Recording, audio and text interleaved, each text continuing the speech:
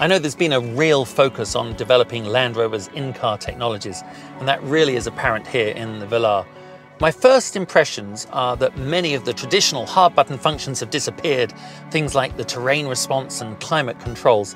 I suspect they're contained within the touchscreens of this beautiful minimalist facade. As part of Land Rover's in-control technologies, the new Touch Pro Duo has all the functionality of the Touch Pro, but there are some really interesting new features. Push the start button and, oh, there we go, it pops up to greet you. I really like the two clear dual screens. I can simultaneously view and interact with multiple features at the same time. It seems very intuitive. Through a few simple commands, I've reconfigured the screens. The lower screen can be used to dial a contact without losing the navigation up here on the upper screen. It really allows me to multitask safely and with ease. The upper screen is where the majority of the main features are controlled from. Navigation, media, phone, swipe across.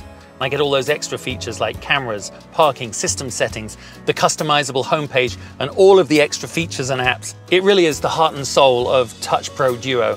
Those terrain response settings are laid out down here on the lower screen as touch functions. You can see moving across there. What used to be a rotary dial is now nicely laid out on the display screen. And things like the climate seats and the massage options are all housed down here on the lower screen.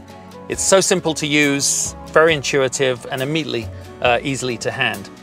I really like these rotary dynamic dials. They're multifunctional depending on the main feature selected, and they also work independently. They're very intuitive and tactile.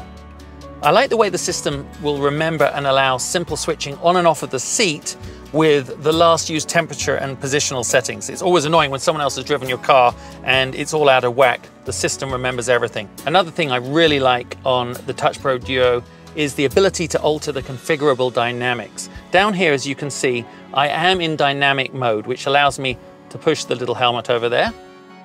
And up here, as you can see, I can now alter my preferences for engine, gear shifting, steering, suspension. I mean, it's all right there. What used to be very complicated is now incredibly simple.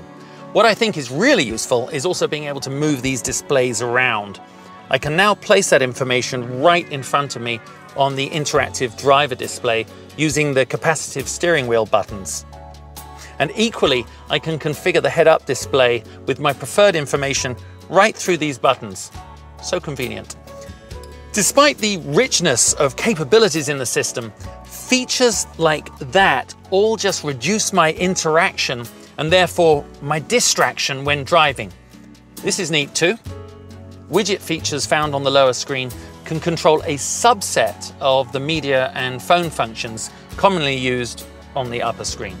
I love it. It's very intuitive, easy to use, and I can personalize it to suit my preferred layout and priorities. Okay then, I'm keen to let loose on the open road to see how the Velar performs and to explore some of these features on the go.